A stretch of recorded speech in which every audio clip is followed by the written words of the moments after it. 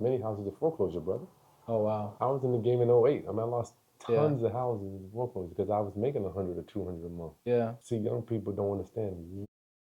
Month, you are done, yo. You're done. 1 month. That's it. You got. For y'all who want to know about creative finance and different ways to make money in real estate, this is the video for you. My name is Kris Williams. I'm a real estate owner, investor, and entrepreneur. I'm joined by my guy, Kris Haskins, who's a specialist in creative financing and all things real estate. And in this video, we're actually at a property that I have under contract right now. We're gonna take some looks at it and just compare different investment strategies and just find ways we can make more money from this particular property. Kris, appreciate you joining, man. Good to see you, my brother. Most definitely. So Kris is a dad, a husband, and he's a major real estate investor. He's been investing since 2004. I'm old, dog. So he's seen everything pretty much when it comes to real estate, probably multiple real estate crashes. And I think creative financing is a thing that's been getting popular a lot lately. But probably when you started back in '04, barely anybody was doing it. They might have been doing it. I know I was not, Yeah. But only thing I knew was equity. Like, if it didn't have any equity, I couldn't touch it. Yeah, for Most sure. people think that too. So this is good because this current house that we're at, that I have under contract, there's not much equity there. So we're going to talk about it later in the video. But Kris, he's done creative financing on everything, whether it's been rentals, whether it's been flips, anything like that. You're a specialist in. Yeah. You believe it? I love it. Got to find different ways to make money, So let's take a look through the property and we're going to compare and contrast. Yeah, we're inside of it now. This is a 3-bed, 2.5-bath home. It's 1,700 square feet. The thing I like about it is it does have 3 levels. Through right here, there's a 1-car garage that's attached to the house. And then this first level is really interesting. I think this is what, a half bathroom? Oh, no, I'm sorry. This is a closet. That's right here. Isn't there a half bathroom? Oh, it can be converted. This right here, this can get converted to a half. So we would have 3 then. You got plumbing in the ground? Is there flames down there? I don't even remember. I remember them saying. Okay, let's see. Okay, so this could be converted. I mean, it could work. I mean, it'll be a small vanity. With cement, so if the flange is down there, gotcha. This is cool. Okay. But that Little drop, closet there. you're not gonna get no drop because this is a slab. Yeah. You're gonna have to get a drop. And at that point, is it even? Oh no. Is it worth it? Yeah. No. Because this flooring is good. Like I've got one right now where it's a slab and now I have to run plumbing. But I was gonna tear the floor up anyway, so it's like I don't really care. But this one, the flooring is good. Because like I didn't mention, I don't think I mentioned it yet, but this home was just recently built. This is brand new. Like we're in a whole brand new development area. So I'm buying this home as is. It doesn't need anything, Sometimes we buy homes as is. It does need stuff. We're good here. This is 100% move-in ready. Don't need nothing. To bust this up, Kris, I would really be... It wouldn't be worth it. It would be a bad hair day to do that. For sure. So this is the first room downstairs. Now it's interesting because when we go to the second level, y'all will see that there's a living area. This may be like, I don't know if it's like a man cave, like workout area, whatever. But I think you were telling me earlier to add some value to it, we could possibly make this a bedroom. Maybe. I think it has 2 windows, which is cool. I'm good with that. You have to frame this in for the door. And only thing that I see possibly is the closet could go here coming out. I was going to say, because there's a closet back here. What if we just... take that instead? Yeah, exactly. Then you got to have a coat closet.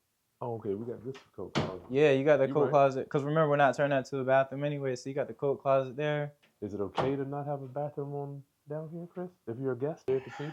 Great question. You know more about that. That's a great question because, yeah, there is no... It's a little bit non-conforming, but it'll work, especially if I'm keeping it as a rental. Now, for resale, ideally, I wouldn't want to do it for resale because it's going to sit longer. But for rentals, I mean, I think people... Yeah, no problem. I mean, there's like 4-bed, 1-bath rentals that go all the time. They go very quick. But of course, you list a 4-bed, 1-bath, they're going to sit. You got to go 2 stories to take a shower? Yeah. Okay. Yeah. Ones like that. Yeah. So, you're okay. Good point. Because the second level, it's a half. There's no full. I don't think there's a full bath on the second. We'll see. I'm good taking a pee on the second floor. Yeah, for sure. But going all the way up there for a shower, yeah, that can be tough. But I think it would definitely add some value making this into a bedroom. Absolutely. From a 3-bed to a 4-bath, 100%. I agree. Yeah. Is there anything that you... Different. Well, these long ones here, we're going to get to it. They've got a whole bunch of things where I've lost them to shorts. We'll get into that stuff. I love Kris's perspective because it's so fresh, new, and energy. All right, so this is the second level here. So this, of course, we got the kitchen, which is open style. Everything's good, like I was saying. Nothing really needs to be done. Living room, all that. You know, there's even a balcony all set in the kitchen. Spacious, so you know it does what it needs to do. Appliances are all good. Don't have to worry about adding money into it when it comes to that. Nothing to do in here? Yeah. Absolutely nothing. It's gorgeous here. Once it's all done too. Yep, all done. You got to add a value add here too. They got composite wood here that'll last forever. Yep. Yeah, this is good. Here, this deck here. I mean, just these little planks. One plank is $40. So you got, this is really nice. Save you a lot of money on here, bro. Yeah, and we'll talk about it a little bit later, but if you guys see that, I love this right here because that means they're about to start building. And because this home was already built, this is pretty much the lowest you're going to get in this neighborhood. So for this particular deal, I actually do have to exit the seller, even though it's creative finance within, I think, 72 months. So what's that, 3 years or so? So I'm really banking on appreciation within this specific neighborhood to be able to give me more different options and such. I can't do it like I do my traditional ones. So we're going to get real creative and see what things work, you know, betting on real estate for real. Like that concerns me. That's what I want to talk to you about. Okay. Yeah, we'll definitely get into it for sure. Because I want to hear your perspective on that. Cool. Yeah. Oh, wow. So yeah, this is second level. And like we were talking about, this is the half bathroom that's here. So somebody on that first level, they could just come up here. They use the half bathroom. There's no full bathroom up here or on this second level, which is, but you know. All right. So there's second level. Yeah, Now heading up to the third level up here. This is where all the bedrooms and the full bathrooms are at. So in this room right here, we've got the primary suite. We've got the primary suite in here. So we got double vanity, you know, walk-in shower, little toilet, all the, you know, recessed light room. Yeah, so I know that's a huge thing that people are looking for, you know, a walk-in closet, primary suite area with a good amount of storage space. So that is one of the things I like about, you know, the newer homes and such. They always try to make sure to include a walk-in closet. So this is the primary suite. Now heading to the rest, we got washer and dryer will go there side by side. This is a full hallway bath right here. And the other two bedrooms are also right here. So spacing in here is a bit tighter, but it still does, you know, there's closets in here, can still fit a bed, or it could be used as an office, things like that. So spacing is a bit tighter. What are you thinking? As far as value adds and things like that, just about the room's tight. Like even a twin is going to take up with the bed frame. Yeah, I don't even think you'll be able to get a dresser in. So we got about 9 feet on each side. Yeah, and the attic, which I'm not really concerned about that because I mean it was just recently built, had an inspection, everything's good. Gotcha. And yeah, I mean this bedroom's the same too. Like it's tight in here. Kris, you have this queen mattress in here, this blow up bed. Yeah. Did you ever inflate it? Yeah. How much space did it take? It had to take up like the whole room. Okay.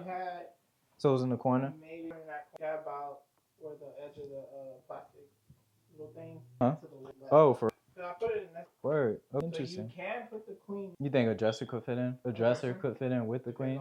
It would have to be like a tall. Got you. But that's just with the mattress, not the bed frame too. The bed frame is even bigger. So Kris, we went through the property. We've been able to see all throughout it, kind of talk about, you know, different value adds and things like that. Now I kind of want to talk about number specifics on this deal. So of course I'm purchasing it via subject to, meaning taking the seller's terms that they have for their mortgage and such. Their monthly mortgage is a bit under $2,000 right now, but there is a HOA. Now, this is important also, I want you to note that too, because this is a new development community. So the HOA is $125 now, but it could also go up. So with the HOA, it's a bit over $2,100. Was looking at rental comps, we're probably around, you know, $2,400, you know, so give or take. So it's tight, it's real tight. I think the cash flow before even paying a property manager, before even factoring expenses, $50 a month.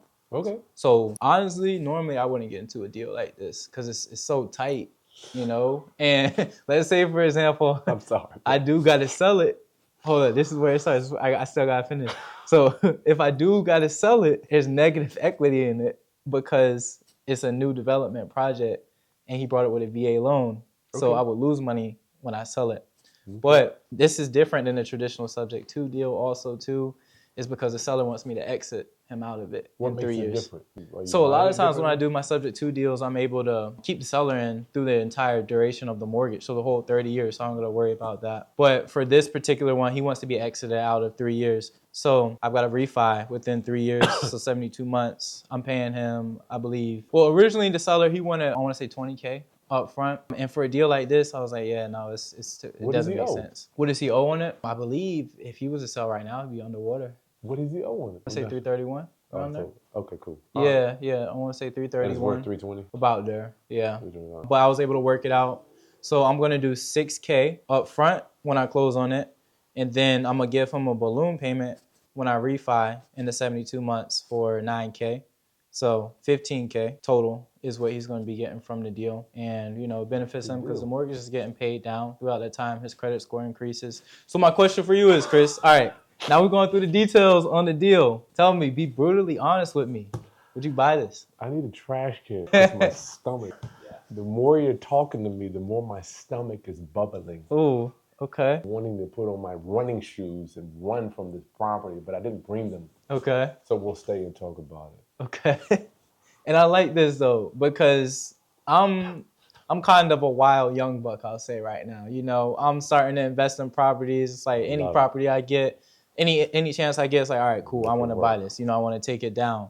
But you've been doing this way longer than I have. You're a lot more wiser than me. So that's why I wanted to come to you with it and see kind of what your thoughts on it.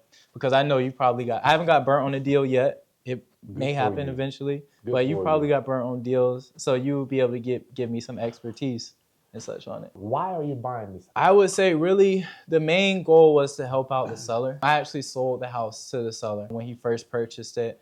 And when he wanted to sell it, we just knew there was no way. He would be underwater, like he would be in the red just to sell it. So that was one purpose there. And another reason also too is the tax benefits just from owning real estate, both in the short term and in the long term. It's like, okay, if I got to write, you know, a 6-figure check to Uncle Sam this year, I'd rather minimize that as much as possible. So it's like, okay, if I'm gonna have to spend the money anyways, might as well spend it on real estate. You could. Yeah. You could just give it to me. Okay. Why would I give it to you though? Because you giving it to the house. Uh-huh. Who cares who you give it to, right? No, I would disagree with that because there's a lot of long-term benefits, I'll say, for No, you real said estate. Tax purposes. You could donate that to me. It could be a donation to me You a charity? Yes. If I know Kris Williams going to write a nonprofit AFU or what's it called, a 501(c)(3), Yeah, you know, I could donate to you and get those benefits from it. Tax benefits usually from my experience, and we just talking on where people buy stuff to lose money over time because they got too much capital. That might be you. That's your finance. Yeah. But when I hear you say you want to help out people, I understand you want to do that. And helping somebody out is not putting you in harm's way. What are you going to do when this place sits vacant for 3 months? That's a good question. So it's a little interesting because the rentals I usually have them under a wrap, like seller financing. So they've always gone like super quick. Other rental properties with 9-foot bedrooms? No, the bedrooms are... No, you're good. You're good. Like that's what I want you to be brutally honest with me. You got other properties with 9-foot bedrooms? If you do, I mean... Some, I will say, I have one in Norfolk that's super tight. I don't know if they're 9 foot, but the bedrooms there are super, even the primary is super small. And that one went just like that. Okay. But that was seller financing. This one, because I got to exit the seller out the mortgage, I can't do seller financing. Because, I mean, I could, but it's just way too much risk for me. And even me, I like taking risks, but that's too much of a risk. So I'm going to just keep it as a regular rental. So let's say the 3 years comes and I got to refinance him out of it. All right. Well, because it's seller financing, I can't sell the property because I have somebody in there at that point and they are, quote unquote, owning the property or they're, you know, working towards ownership of the property. So that takes away my exit strategy of being able to sell it on the market. So I just have to really hope and pray that appreciation has gone up at that point where, you know, it just makes sense. And even though real estate appreciation is a real thing, it's just, I wouldn't want to do it. All right. Why is it that your end buyer can't have the same term balloon as you? Okay, so in 3 years, they would have to pay it off in full. I never thought of it that way, to be honest with you, because I just didn't think like, all right, so in 3 years, there's still, even with the mortgage being paid down, they're still going to have to, it's going to be at least $250 owed on it. So, with your terms, with your... Yeah, because so I'm having this subject too. He owes, Kris, how much do you owe? 228 plus 6. Okay, so he owes 328 currently. 328 plus you give him 6 is 334 plus 9, right? Yeah. 5. Yeah. So in 3 years, I would have to hope that it just, you know, appreciates up to that point, which is not really a risk on that. Up to what point? The 355? Yeah. To break even. Because I can't be in a real estate deal if I'm losing money. Well, you're already losing money. Well, I'll say long term. You're off the start. So. All right, tell me a bit more about that though. All right, because I'm cash flowing. It's not the cash flow that I want. What cash flow you got? So the mortgage is what, $2,100, I want to say, with the HOA. Okay. So it's about $2,100. Now the rental comps, let's say $2,300 if a long term, right? Let's say you got $250 a month. That means you're making $2,600 a year. No, what's 250 times 12 is what? Let's say it's $3,000 a year. Can I curse on this? Yeah, we'll just bleep it out. One month is going to wipe your cash flow out for the entire year. So I ask you, how are you not losing money? You ain't. I'm like, all right, 1 month if I need a repair. If I need a repair, you saying? Or vacancy. Yeah. Oh, you're going to have this place occupied the second he moves out, right? Yes. That's the plan. That's the plan. That's the plan. I love it. That's why I love young people. When he moves out, the next day I'll have a new tenant move in. But that's the thing with the ones I've done. That's how it's always been. Literally that same day. It always works till it doesn't, young man. You're right. It's always worked for me. I'm listening. Okay. I love you say you don't want to lose money. I'm like, why are we even here? You're here to lose money. You will. 1 month vacancy, you're done. So you're telling me the person you move in, the second he moves out, is going to stay for the entire 3 years. Is that what you're thinking? No, I don't think so. No, I am counting. I would say I'm counting on appreciation too. We'll get to that. Okay. So you got the first tenant moves in. Okay. The second they move out, you got the new one coming in. That's where we at, right? But it'll be for a higher price though. The second they move out, if I get them on the yearly. I'm just asking. Okay. Is that a yes? That would be ideal, but realistically, I don't think you can. And the new tenant moves in on a. I don't think you can. I would love that, but you always, like you say, you got to expect the unexpected, vacancies, all things like that. Okay, I'm following you, brother. Okay. I'm following you, bro. I'm like, this is a losing deal all the way around. I mean, it's no. What about short term rentals, like Airbnb? It. The location is pretty solid, I would say. And I know for short terms, I usually don't like short terms just because they're so risky to me. Like we're talking about vacancy rate and things like that, with the deal already being tight. But I could definitely get more income per month short term. And that could kind of mitigate a little bit my cash flow problem. I have had several short-term rentals. Never buy real estate based on best scenario. Yeah, makes sense. I just don't even process it like that. Like you've been through it already. The flip that you did took longer, cost more. Yeah. It never gets done faster and costs less. Yeah. I mean, you could do it. I'm just not qualified to teach on that. Or I'm not qualified to speak on that, man. I like to stay. Have you ever done a deal where the cash flow was tight or okay? And how'd you say those ended up? Bad. How bad? I had lost many houses to foreclosure, brother. Oh wow. I was in the game in 2008. I mean, I lost tons of houses in foreclosure because I was making $100 or $200 a month. Yeah. See, young people don't understand. Month, you are done, yo. You're done. 1 month. That's it. You got $3,000 cash flow. Not to mention the utilities, the maintenance. You got to turn it around when the tenant moves out. I mean, you got 10 grand. It's 10 grand just to hold this place is 10 grand because it's going to take you 2 months to find somebody because those small bedrooms. Like you're even shrinking your pool of people that want to live here because most people don't want to go up steps. So if you got people, I mean, it's just all the way around. If it's not cash flow, man, not you, but whoever gets into this deal, man. I mean, so we got, all right, so two things typically when purchasing a property, like investors are usually looking for, right? We got the cash flow. We also got the tax benefits, right? You said appreciation too. Yeah, of course. Yeah, appreciation, definitely. I'm thinking of this more so of a long-term play. Appreciation? Yeah, definitely for makes appreciation. You think the people that are buying these over here will pay more for this one here? I just want to get on your page. Not necessarily pay more, so I'll say, but it'll kind of go up to the market value. So let's say right now, if it was rented out, it would be at $2,400. But okay, these new ones get built and they start renting out at, let's say, $2,700, $2,800. All right, now this price can go up too. Okay. It may not have to go up all the way to the $2,700, $2,800, but okay. That's kind of how I'm thinking of it as a long-term, on the long-term play. Appreciation is for rent, not necessarily value. Yeah, I mean, for value too, definitely, because I mean, even already right now, like I think there's newer ones that are being built that are going, upwards near 400.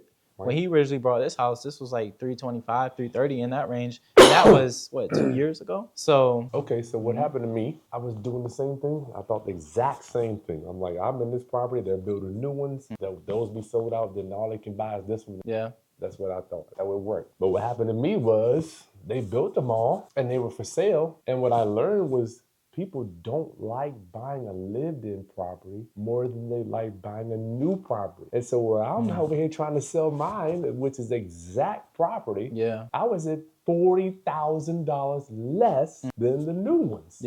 I'm like, usually, like what you're saying is they'll do a new construction development. They'll build this one, it'll go up. This one go up, it'll go up like that, and then all of it follow. But it's not to say that it will happen. And I'm not saying that it won't, young man.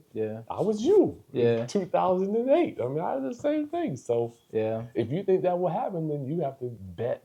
I'm just not a betting man. So if you think that when they're built, it'll bring this value up, as opposed to what happened to me, it made mine go down because no one wanted. Like, I would show it, and they would say, "I'd rather just spend 30 grand more for I don't want to live in a already used one. I couldn't sell it. I had to take a short sale." Yeah, I definitely can't do no short sales. I will say that, especially with subject to. You can. Don't want to. Think.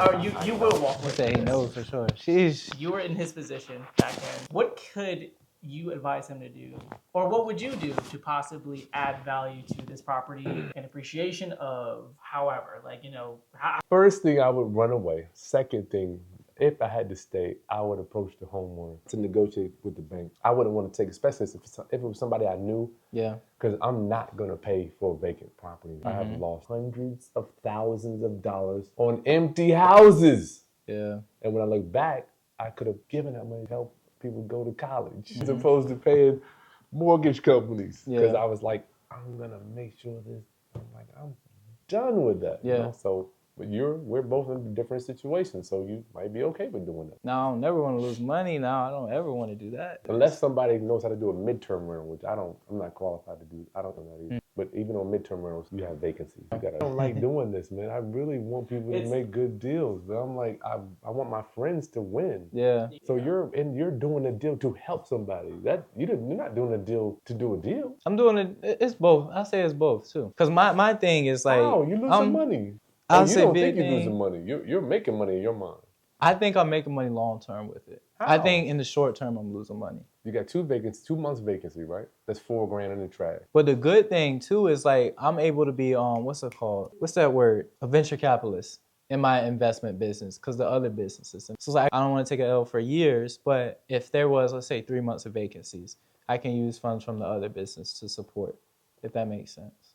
Outside of the realm of this deal here, I'm not quite. I thought we were talking about this deal here. Yeah, for this particular deal. So you got other things that you need to put money into. So I'm saying like, okay, let's say 3 months went by with a vacancy. So that's what, $6,000 or more in mortgage payments. And you gave him 6, so that's 12 gone. Yeah, that would be tough. And I would hate that 100% because we're almost, what, 20K in the hole right there at that point. I could take funds from the other business to be able to help me survive in the meantime. In the meantime is what I mean to say. You are agreeing that you're going to lose it. I think in the short term I would. Okay, I'm not saying it's bad, brother. I'm just saying for your viewers, they need to know. Yeah, 100%.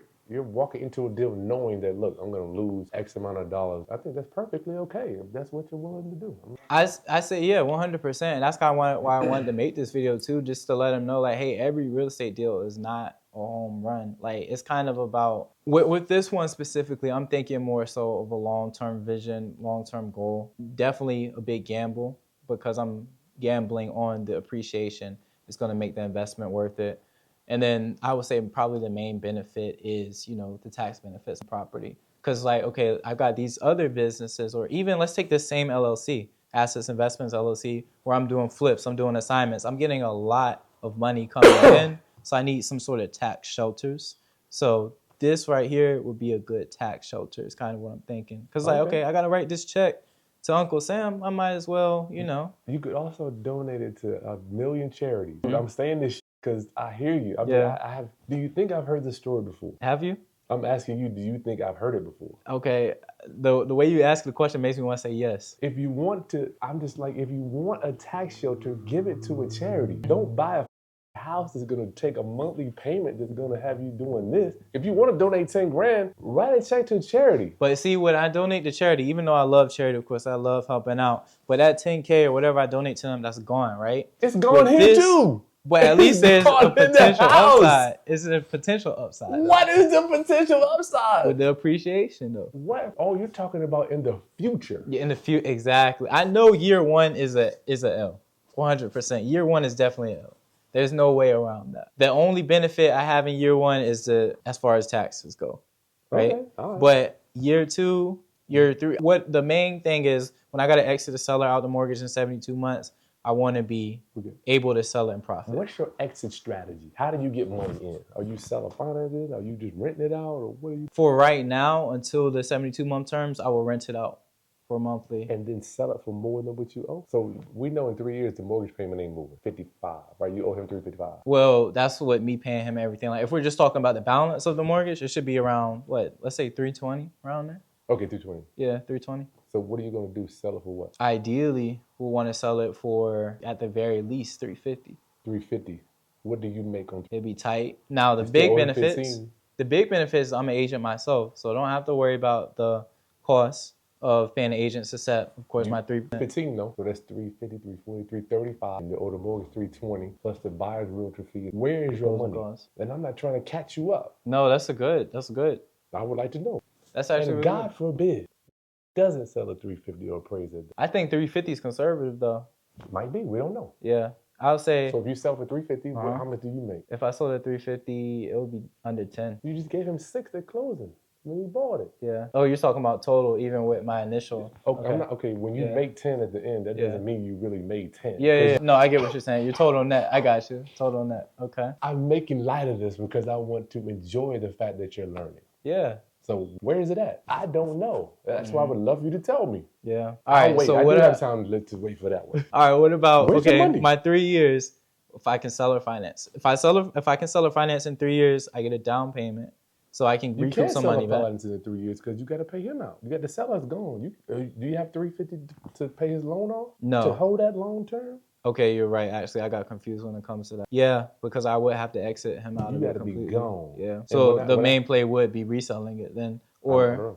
Yeah, I mean, I would have to, because I don't want to spend out $350. Even if I had $350 liquid in my account, it wouldn't make sense. When people start telling me when I hear that, I'm like, now we're trying to make a round peg going this, and you know there's more money out there. You already see people in these situations, Kris, trying to do this, I could do that. How do you make money? Maybe we'll do part 2. Yeah. How Kris made money on this. yeah, we got to do it before and after. Let's raise the price to $360. Okay.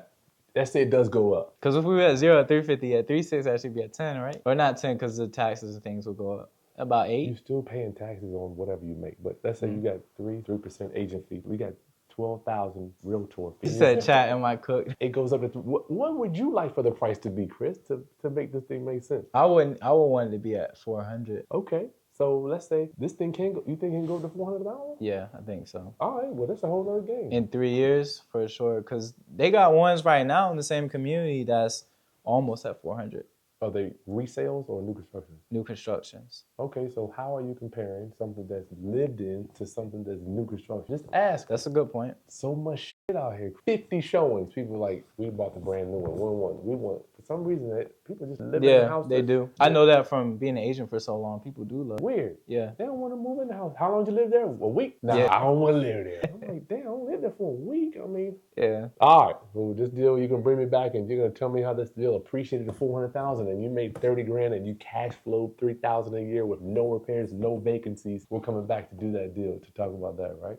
Yeah, let's do it, most definitely. But yeah, so this is to be continued, I will say, but definitely want to appreciate my guy, Kris. You didn't repair anything, too. We're good. I forgot about that. You know, we're going to pray. That's what we got God on our side. Don't put God in this deal. The Lord is not in this deal, dog. He said the Lord is not in this deal. Goodness gracious. I hear this all the time. The Lord is not here. He's not in this deal. All right. But yeah, appreciate my guy Kris for coming in, giving some insight about this particular real estate deal. And we are going to do a to be continued, I will say. But for now, if you want to know anything about other real estate investing methods and such, make sure you check out the other. Bye.